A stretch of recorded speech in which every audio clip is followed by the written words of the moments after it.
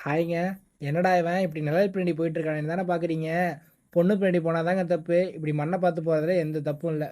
இப்படி காலை பார்த்துக்கிட்டே போகிறது தான் வாக்கிங் மெடிடேஷன். இதை நான் சொல்லலைங்க, புத்தரே சொல்லியிருக்காரு.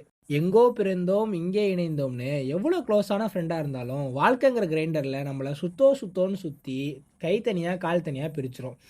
கூட இருக்கிற மனிதர்கள் எவ்வளோ முக்கியமோ அதை விட உங்களுக்கு நீங்கள் முக்கியம். உங்கள் ஃபஸ்ட்டு ப்ரியாரிட்டி எப்போவுமே நீங்களாக தான் இருக்கணும். நம்ம எதிரியால் நமக்கு துரோகி ஆக முடியாது. நம்ம கூடவே சுற்றி நம்மளை பற்றி எல்லாமே தெரிஞ்சுக்கிட்ட நம்ம ஃப்ரெண்டால் தான் நமக்கு துரோகி ஆக முடியும். கேட்குறது கஷ்டமாக இருந்தாலும் அதுதான் உண்மை. So never put too much trust in any one. யூடியூப்பில் பரிதாபங்கள் பார்க்குறதோட நிறுத்திக்காமல் நம்ம வீட்டு செல்ஃபில் பரிதாப நிலையில் இருக்கிற புத்தகத்தை தூசி தட்டி எடுத்து ஒரு நாளைக்கு குறைஞ்சபட்சம் ஒரு 10 பேஜாவது படிங்க.